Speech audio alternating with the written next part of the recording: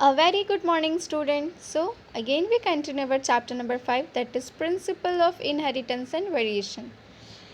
In previous video, I teach you about Mendelian disorder. In this video, we study about those disorder which comes in Mendelian disorder. Okay.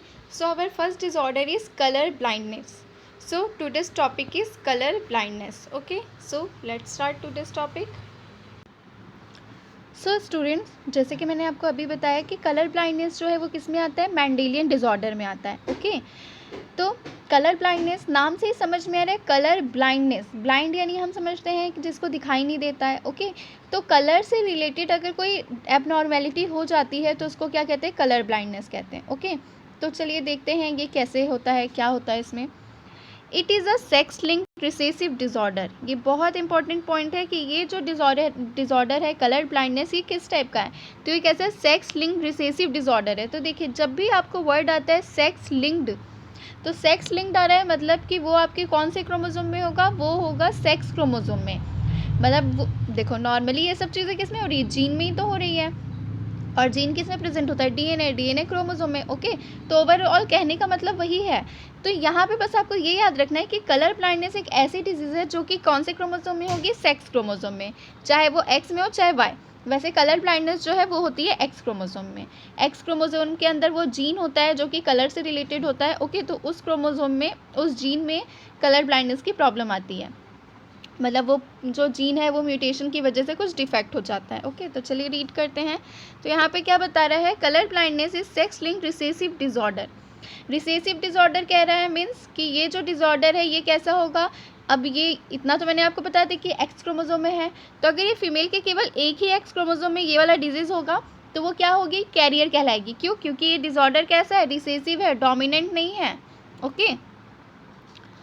Then it is a sex-linked recessive disorder due to defect in either red or green cone of eye resulting in failure to discriminate between red and green color. तो देखिए क्या बता रहा है, ये एक ऐसा disorder है जिसमें कि जो डिफेक्ट है वो किस में आ जाता है, हम लोगों के जो आईज़ है उसमें दो टाइप के सेल्स प्रेजेंट होते हैं, rod cell and cone cell. Okay. तो ये किस में आता है, रेड और ग्रीन कोन सेल में आ जाता है. ठीक है.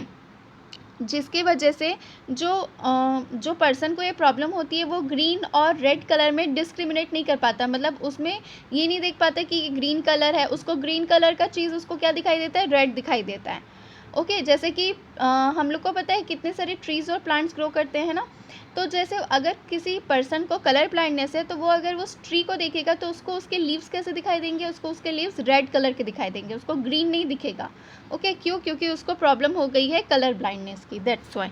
ओके. तो यहाँ पे यही बता रहा है कि ये जो डिफेक्ट है कलर ब्लाइंडनेस का, ये किस में होता है, रेड और ग्रीन कोन में हो जाता है आइज़ के. उसके अलावा इसकी वजह से क्या होता है, वो पर्सन रेड और ग्रीन कलर में डिस्क्रिमिनेट नहीं कर पाता. मतलब पहचान नहीं पाता कि रेड है कि ग्रीन है. ओके. सो ग्रीन चीज़ें रेड दिखाई देती है, रेड चीज़ें ग्रीन दिखाई देती हैं. देन अभी डिफेक्ट क्यों होता है, तो this is defect is due to mutation in certain genes present in the X chromosome. तो जैसा अभी मैंने आपको बताया था कि ये जो डिफेक्ट है ये एक्स क्रोमोसोम के कुछ जीन्स में डिफेक्ट होने की वजह से होता है. मतलब एक्स क्रोमोसोम के कुछ जीन्स जो होते हैं वो क्या होते हैं, म्यूटेट हो जाते हैं, उनमें म्यूटेशन हो जाता है. और म्यूटेशन होने की वजह से कलर ब्लाइंडनेस वाली प्रॉब्लम आती है. It occurs in about 8% of males and about 0.4% of females. तो देखिए कितना डिफरेंस दिख रहा है इसमें हमको. मेल्स में ये डिजीज़ जो है वो ज़्यादा देखने के लिए मिल रही है. मेल्स में ये कितने परसेंट दिखने को मिल रही है, 8%. और फीमेल में 0.4%. क्यों? क्योंकि ये डिजीज़ कौन से क्रोमोसोम में है, एक्स क्रोमोसोम में. तो फीमेल के पास 2 एक्स क्रोमोसोम होता है ना. और मेल के पास तो केवल एक्स और वाई होता है, मतलब दोनों क्रोमोसोम एक एक होता है. तो वाई में तो इसके कोई चांसेस ही नहीं है, इसके चांसेस हैं एक्स क्रोमोसोम में. तो अगर फीमेल के ये एक एक्स क्रोमोसोम में भी ये डिजीज़ है तो वो फीमेल बस उसकी क्या कहलाएगी, कैरियर कहलाएगी. मतलब इस डिजीज़ की कैरियर, मतलब वो एक जनरेशन से दूसरे जनरेशन में ये डिजीज़ पहुंचा सकती है. लेकिन ये जो डिजीज़ है कलर ब्लाइंडनेस, ये इस फीमेल को कोई अफेक्ट नहीं कर रहा है. मतलब वो फीमेल नॉर्मल अपना देख पा रही है. ओके. क्योंकि डिजीज़ कैसा है, रिसेसिव है, तो ये अपना पूरा चीज़ जो दिखाता नहीं है. ओके. और अगर मेल के पास जो एक अकेला एक्स क्रोमोसोम है उसमें अगर ये डिजीज़ आ गई तब ये क्या हो जाएगी, ये दिखाई देगी, क्योंकि रिसेसिव का हमको पता है कि रिसेसिव अगर अकेले रहा तो वो अपने आप को एक्सप्रेस करेगा, हाँ भले ही उसके साथ और लोग रहे तो वो एक्सप्रेस नहीं करेगा। तो यहाँ पे एक ही एक्स क्रोमोसोम है और तो एक्स क्रोमोसोम है नहीं, तो यहाँ पे वो जो एक्स क्रोमोसोम के ऊपर जो कलर ब्लाइंडनेस वाला म्यूटेशन हुआ है वो क्या होगा, वो जीन एक्सप्रेस करेगा अपने आप को। ओके, तो वो जो मेल होगा वो क्या हो जाएगा, डिफेक्ट हो जाएगा, मतलब कलर ब्लाइंडनेस की प्रॉब्लम उसको हो जाएगी। तो इस तरह से आप इस चीज़ को एस्टिमेट कर सकते हो कि मेल्स में 8% है ये जो डिजीज़ है कलर ब्लाइंडनेस वाली, और फीमेल में 0.4% है। Okay, this is because the genes that lead to red green color blindness are on the X chromosome. Males have only one X chromosome and females have 2. Same वही चीज़ बता रहे हैं जो मैंने अभी आपको बताया कि मेल्स के पास क्या होता है, एक ही एक्स क्रोमोसोम होता है, बल्कि फीमेल्स के पास 2 होता है। तो इसीलिए अगर फीमेल के एक भी एक्स क्रोमोसोम में रहेगा तो वो क्या कहलाएगी, कैरियर कहलाएगी। और जैसा कि ये रिसेसिव है तो ये उसमें एक्सप्रेस नहीं होगा, लेकिन मेल में केवल एक ही एक्स क्रोमोसोम है, तो अगर उसके एक ही एक्स क्रोमोसोम में वो डिजीज़ मतलब वो जो जीन है वो म्यूटेटेड है तो वो क्या होगा, उसमें डोमिनेंट दिख जाएगा। ओके, तो क्या बता रहे हैं, the son of women who carries, just a minute, the son of woman who carries the gene has 50% chance of being color blind। Okay, तो क्या बता रहे हैं कि वो सन जिसकी मम्मा जो है उनका क्या होगा, एक एक्स क्रोमोसोम होगा, तो फिर वो बच्चे का बिल्कुल 50% चांस है कि वो कलर ब्लाइंड होगा। Okay, the mother is not her self colour blind because the gene is recessive. तो देखिए ये सब वही चीज़ें बतानी है जो मैंने अभी आपको एक्सप्लेन किया कि वो जो मदर होगी उसमें वो जीन किस फॉर्म में होगा, रिसेसिव फॉर्म में, इसीलिए उसको ये डिजीज़ उसमें दिखाई नहीं दे रही है, लेकिन उनके जीन में है ये डिजीज़, इसलिए वो एक जनरेशन से दूसरे जनरेशन में उसको पहुँचा दे रही हैं। Okay, that means that its effect is suppressed bye her matching dominant normal gene.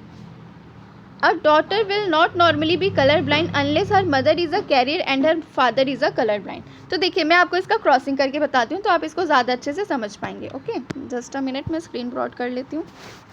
तो देखिए ये सेक्स लिंक रिसेसिव डिसऑर्डर है, तो सेक्स लिंक है तो ये कौन से क्रोमोसोम में होगा, सेक्स क्रोमोसोम में। ठीक है, तो सेक्स क्रोमोसोम के भी कौन से क्रोमोसोम में होता है, ये डिसऑर्डर होता है एक्स क्रोमोसोम में। तो समझिए फीमेल जो है उनके एक एक्स क्रोमोसोम में ये डिजीज़ है, मतलब उनके एक क्रोमोसोम में वो जीन है। ठीक है, अब क्या हो रहा है, अब ये जो मेल और फीमेल है इनका मेटिंग हुआ, इनके नॉर्मली हम प्रोबेबिलिटी लेते हैं कि कितने ऑफ स्प्रिंग होंगे, 4। ओके, तो 4 ऑफ स्प्रिंग को लाते हैं, ये एक्स का इस एक्स से होगा, फिर क्रॉसिंग करने तो आप सभी को अभी तक आ ही गया है ना। चलिए तो क्रॉसिंग करके जो आया वो लिख लेते हैं। इस एक्स का इस एक्स से हुआ तो क्या हुआ, एक एक्स जो है वो कैरियर और एक नॉर्मल है ना। फिर ये एक्स का वाई से, तो जो बेबी आया उसको क्या हुआ, मेल को वो डिसऑर्डर हो गया। देन क्रॉसिंग पहले कर लेते हैं। ओके,